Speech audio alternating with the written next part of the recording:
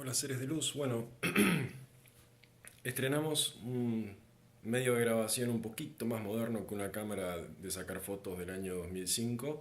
Este es un celular que me vi obligado a comprar porque mi otro celular decidió, digamos, rendirse frente a las vicisitudes de la vida. Y bueno, hoy voy a hablarles de una película que se llama La desaparición del vuelo 412.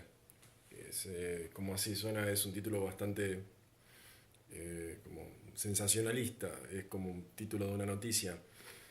Es un drama de ciencia ficción del año 74.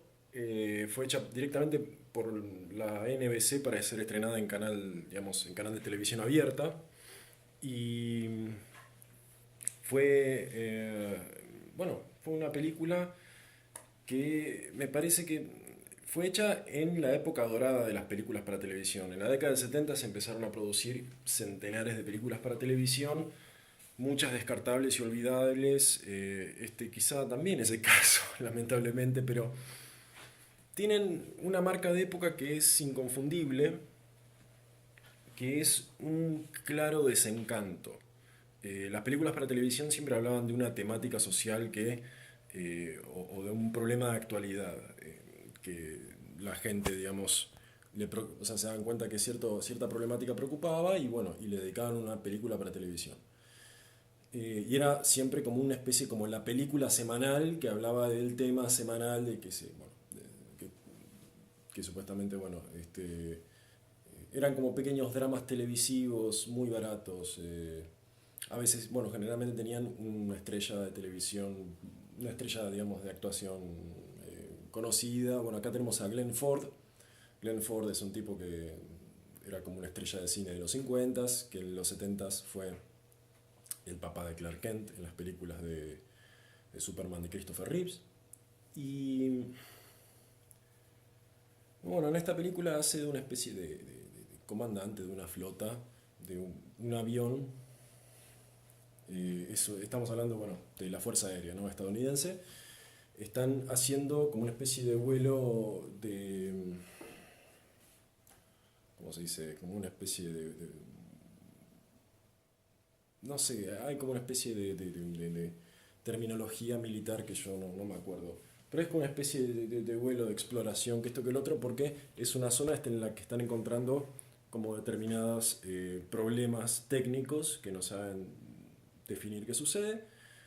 Y en el vuelo 412 mandan un avión militar con 4 tripulantes, incluyendo al personaje este de Glenn Ford, y se dan cuenta que en el radar aparecen 3 objetos voladores no identificados que están muy cerca, no están, digamos, obviamente no se identifican, no llegan a ver muy bien qué es, pero eh, son, digamos, por la cercanía declaran que son, bueno, posible amenaza y mandan a 2 cazas para escoltar este avión para ver qué carajo pasa. Y van detrás de estos 3 objetos. Cuestión que tanto los 3 objetos como los 2 aviones desaparecen del mapa sin dejar rastro alguno. Y, y entonces resulta que se ven obligados, reciben órdenes de bajar, digamos, de bajar en cierta base que ellos no conocen. Y ahí hay cierto personal militar que no se identifica, pero saben que es militar, y los obligan a meterse a los 4 en una habitación a esperar órdenes, no saben qué. Pero bueno, están ahí y no pasa nada durante muchas horas. Y el silencio empieza a hablar por sí mismo.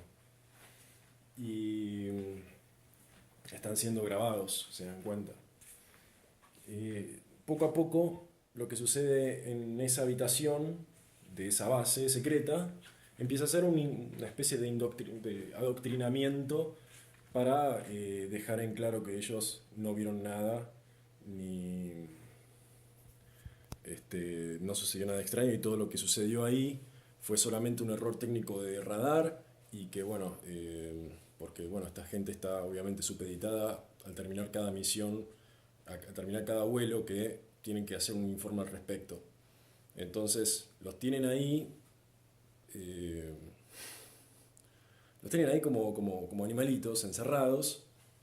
Cuando se dan cuenta, ellos son prácticamente presos. Y empieza a suceder, bueno, lo inevitable que son las tensiones, la paranoia. Hay un tipo que, bueno, que hay un momento, un destape que está muy bueno, en el que uno se descontrola y dicen, por Dios, soy de la Fuerza Aérea, díganme qué tengo que hacer.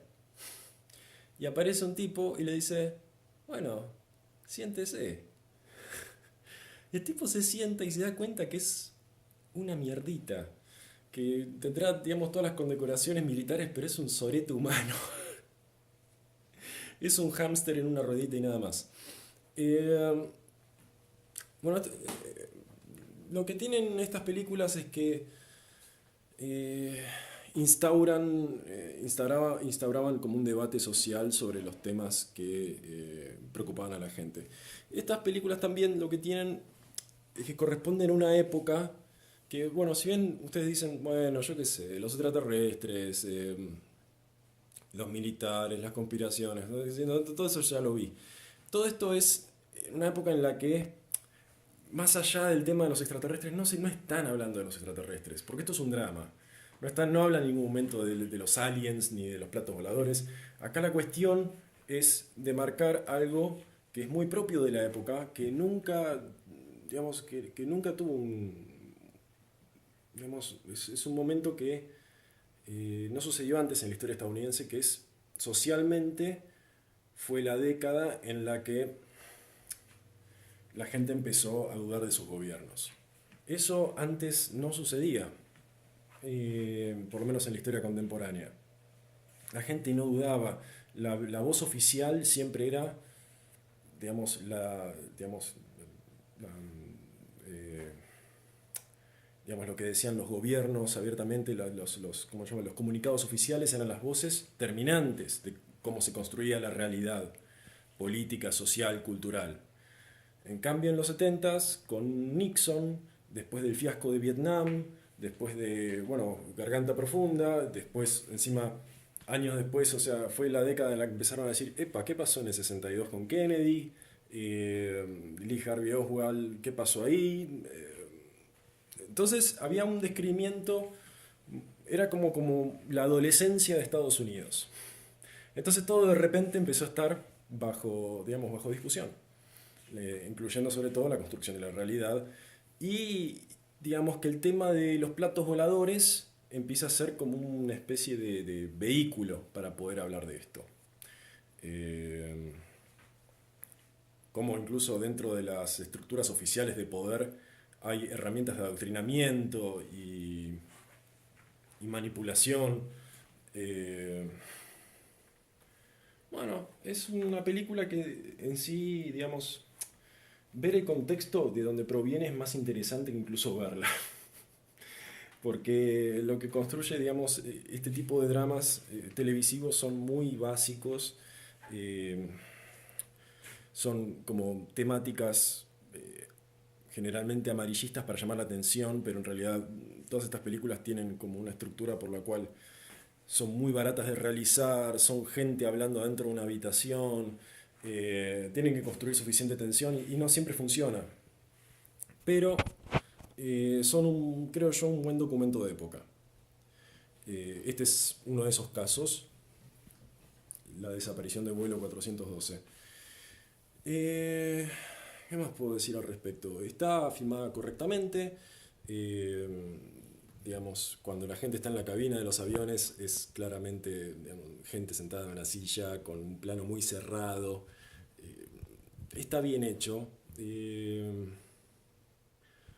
puedo decir? No hay, digamos, tiene mucho gancho la temática y genera una expectativa sobre lo que puede llegar a suceder en la película. No sucede nada de esto, esto es un drama y la ciencia ficción acá es un vehículo para hablar de los temas que le preocupaban a la gente en esa época.